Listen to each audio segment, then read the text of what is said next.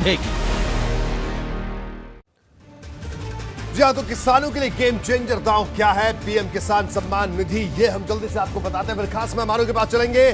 किसान सम्मान निधि की 9वीं किश्त में यूपी की बड़ी हिस्सेदारी है। देश के 9,75,46,000 किसानों को फायदा इससे होगा। इनमें से 24% किसान सिर्फ यूपी के हैं। 19,509 करोड़ रुपए देश भर के किसानों को ट्रांसफर हुए। इसकी 24% रकम यानी 4,720 करोड़ यूपी के किसानों के हिस्से में आई। यूपी के हर गांव के किसानों के खाते में सीधे ये रकम पहुंची। 1 दिसंबर 2018 से हुई थी योजना की शुरुआत।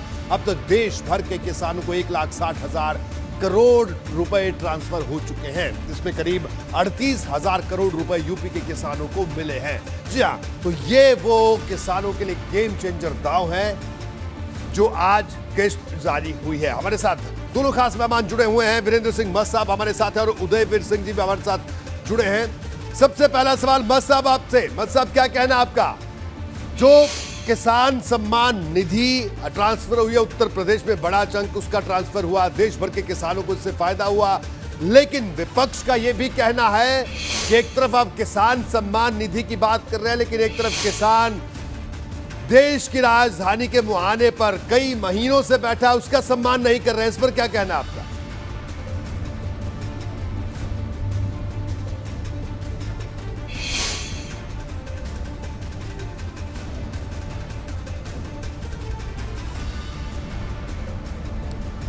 जी वीरेंद्र सिंह मस्त जी, क्या आपको मेरी आवाज मिल पा रही है? हाँ, आ रही है जी। मेरा आपसे सवाल है कि विपक्ष का कहना है कि एक तरफ आप किसान सम्मान निधि की बात कर रहे हैं, लेकिन जो किसान आंदोलन कर रहा है उसको सम्मान नहीं दे रहे हैं, उससे बातचीत नहीं कर रहे हैं। क्या कहना है इस बात पर आपका?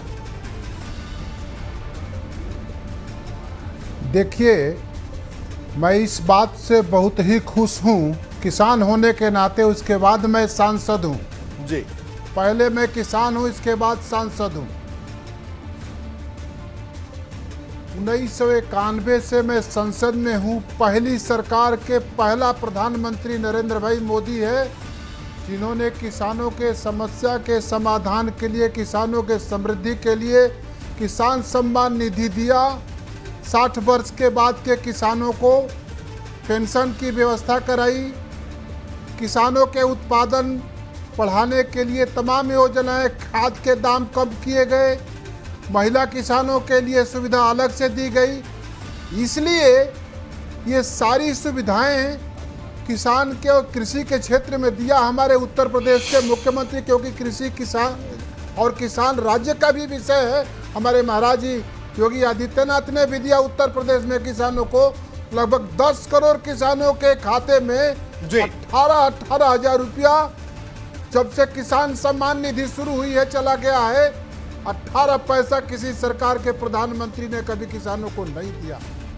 इसलिए मैं किसान होने के नाते मैं कह सकता हूं कि किसानों के सम्मान को बढ़ाने में, किसानों के देश को दुनिया को बताने के लिए कि भारत किसानों का देश है जी, प्रधानमंत्री नरेंद्र भाई ने जो काम किया है, आज मैं कह सकता हूं कि किसानों के शक्ति को पहचाना है लोगों ने। तो एक किसान आंदोलन के नाम पर बखेड़ा हो रहा जी, और ये बखेड़ा अगर सत्य किसानों का आंदोलन का होता तो दूसरी दुनिया, देश के सारे किसान क्यों नहीं समर्थन करते?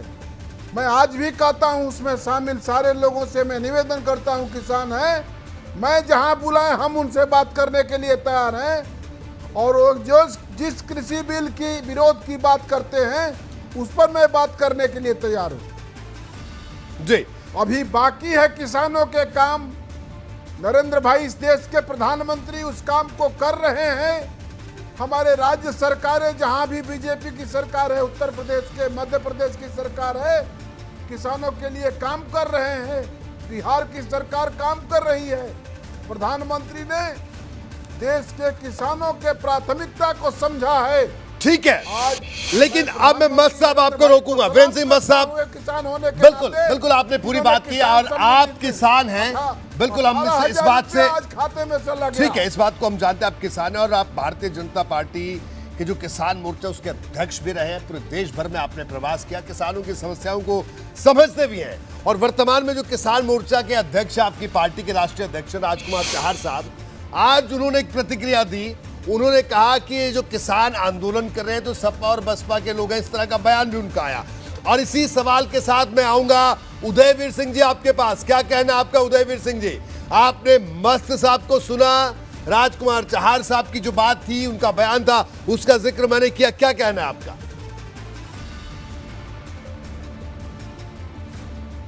मस्त साहब बहुत लंबे समय से संसद में हैं, तो निश्चित तौर पे भाषण देने की कला भी आती है और पारंगत भी हैं। एक आध घंटे बोलेंगे तो बोलते रहेंगे। मेरे हिसाब से इसमें 3 विषय हैं। पहला विषय है हिसाब किताब का, दूसरा विषय है पोल प्रॉमिस का, और तीसरा विषय है किसान आंदोलन का। हिसाब किताब ये है कि पुरानी सरकारें जब सब्सिडी देती थी तो क्या वो पैसा क्या किसानों को नहीं मिलता था? चाहे खाद पे सब्सिडी हो, चाहे डीजल पे सब्सिडी हो। आप किसान की जेब से पैसा निकाल लीजिए शाम को, और सुबह कहिए कि ये आपके 2000 निकाले थे, 500 वापस ले लीजिए। भोले किसान को गुमराह करने के लिए आप 2-4 दिन ऐसा कर सकते हैं। गन्ने की छिलाई 2 साल पहले 20 रुपये थी, आज 40 रुपये पर क्विंटल है। डीजल 60 रुपये था, आज 100 रुपये छू रहा है। 2 साल पहले बिजली 7000 रुपये थी महीने में, साल में, और अब 23,700 रुपये है। तो जब आपने इनपुट्स की रेट इतनी बढ़ा दी, अगर 6,000 रुपये उसके खाते में आप भेज रहे हैं तो कोई एहसान कर रहे हैं क्या? जो डीजल पेट्रोल से पैसा कमाई कर रही है सरकार, उसमें किसानों का हिस्सा निकाल के बता दीजिए कि कितना आपने दूसरी जगह दे दिया बैंकों के माध्यम से, जो घाटे में थे बड़े बड़े कर्जा लेने वाले, और कितना पैसा किसानों का आप खा गए, बता दीजिए। तो सब्सिडी आपने वापस खत्म कर दी। आपने जो है जो इनपुट्स थे वो महंगे कर दिए, और आप किसान के खाते में, वो भी इस तरह, जिस प्रदेश में चुनाव होता है वहाँ जल्दी रिलीज हो जाता है। अभी उत्तर प्रदेश के, आंध्र प्रदेश के बाद सबसे ज़्यादा किसान बकाया थे, अब चुनाव आ रहा है तो यहाँ जल्दी हो जाएंगे। दूसरी बात है पोल प्रॉमिस की। भारतीय जनता पार्टी हमेशा ये बताती है कि किसकी सरकार में कितना गन्ना किसान पैसा बकाया था। अपनी सरकार में बताती है कि कितना गन्ने का पेमेंट हो गया, बकाया कितना है नहीं बताती। आपने 2017 में घूम घूम के वोट मांगा, कहा सबसे कि 15 दिन के अंदर किसान का पेमेंट होगा, अगर किसान का पेमेंट 15 दिन में नहीं हुआ तो उसको ब्याज सहित पैसा मिलेगा, और इस बात पे वोट लिया। आज उसका लगातार बकाया चल रहा है। 1% आपने ब्याज नहीं दी, 15% की बात कर रहे थे। तो ये वादा खिलाफी है कि नहीं? जो किसान के बीच में आपने मुद्दा बना के वोट लिया, उस मुद्दे पे आप बोलने को तैयार नहीं है। आप ये भी नहीं बताते कितना बकाया है।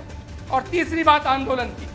पहले दिन से भारतीय जनता पार्टी की सरकार की मंशा किसानों के प्रति सही नहीं थी। ठीक है, अभी इनको सपा बसपा का बता देते हैं। अरे जब उन्होंने पहले दिन से कहा, 1 मिनट नहीं, लास्ट खत्म होने चाहिए, जब पहले दिन से कहा कि हमारे मंच पे कोई दूसरी पार्टी का नेता नहीं आएगा, हम लोग कोई गए भी नहीं।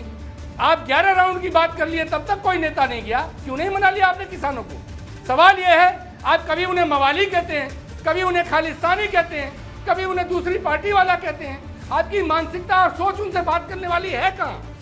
अगर आपकी सोच और मानसिकता होती तो आप कहते आप मेरे देश के नागरिक हैं, मुझे आपने वोट दिया है, मैं आपके साथ बैठ के बात करूं। ठीक है, अब मैं उदयवीर जी आपको रोकूंगा, वक्त कम है। एक छोटी सी प्रतिक्रिया मस्त साहब की लूंगा। वीरेंद्र सिंह मस्त साहब, छोटी सी प्रतिक्रिया, वक्त कम है, माफी के साथ। क्या कहना है आपका? उदयवीर सिंह ने बड़े विस्तार से उन्होंने अपनी बातें कही और अपनी बातों के पीछे कुछ तर्क भी दिए। क्या कहना है मस्त साहब आपका?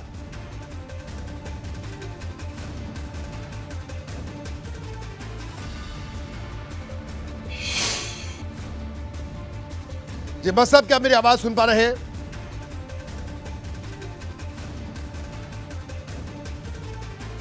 जी वीरेंद्र सिंह मस्त साहब, क्या मेरी आवाज सुन पा रहे हैं? किसान की बात नहीं सुन पा रहा।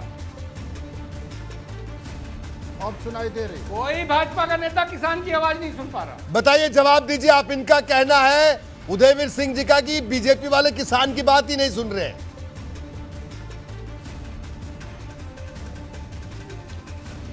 असल में बात करना और बात सुनना बात करने वाले लोग जिस तरीके से बात करते हैं, उन बातों को सुनने के लिए सब तैयार हैं, हम भी तैयार हैं।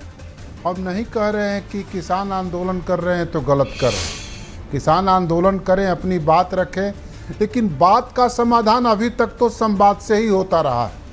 उदयवीर जी जिस सवाल को कह रहे हैं, मैं नहीं कह रहा हूं कि अभी किसानों के समृद्धि के लिए जो योजना बनी है वो पूरी तरह पूरी हो गई है, लेकिन ये भी सही बात है कि पहले किसी देश के प्रधानमंत्री ने और पहली बार किसी प्रदेश के मुख्यमंत्री ने किसानों के लिए इस तरह का काम किया है। कल्याण सिंह जी थे, भारतीय जनता पार्टी ने नारा उस समय दिया था, भाजपा की पहचान, गांव गरीब किसान और नारियों का सम्मान। उस काम को आगे बढ़ाया। केंद्र में भारतीय जनता पार्टी की नरेंद्र भाई की सरकार आई, प्रदेश में सरकार आई। मैं इस बात को कह सकता हूं कि आपके नेता मुलायम सिंह जी भी किसान की बात करते हैं। उनसे पूछिएगा, मेरे मित्र हैं, कि ये जब किसान सम्मान निधि की घोषणा प्रधानमंत्री जी ने किया तो चुनाव के पहले, लोकसभा चुनाव के पहले उन्होंने ही कहा था संसद में कि मैं शुभकामना देना चाहता हूं नरेंद्र भाई मोदी को कि भविष्य में भी इस देश का प्रधानमंत्री नरेंद्र भाई मोदी को होना चाहिए। मैं सब रोकूंगा, वक्त कम है क्योंकि आज थोड़े देर से जुड़े, इसके लिए बल्कि मैं माफी भी चाहूंगा आपसे, लेकिन आपके सवाल पर एक छोटी सी प्रतिक्रिया उदयवीर सिंह साहब, मैं चाहूंगा संक्षेप में अपनी बात पूरी जरूर करिएगा, क्योंकि जो मस्त साहब ने बातें कही, तमाम बातें कही। बोलिए उदयवीर जी। नेताजी ने संसदीय परंपराओं के हिसाब से शुभकामनाएं दी। भारतीय जनता पार्टी वाले नारे तो बहुत लगाते हैं, लेकिन अगर प्रधानमंत्री जी को सबसे बड़ा किसान हितैषी बता रहे हैं तो मैं समझता हूं कि चौधरी चरण सिंह की किसानों के प्रति सोच का अंश मात्र भी नहीं है प्रधानमंत्री जी में। लेकिन दौर ऐसा चल रहा है कि हर चीज में नेहरू जी से लेके अटल जी तक सबको छोटा करके भारतीय जनता पार्टी केवल अटल जी मोदी जी को प्रतिस्थापित करना चाहती है।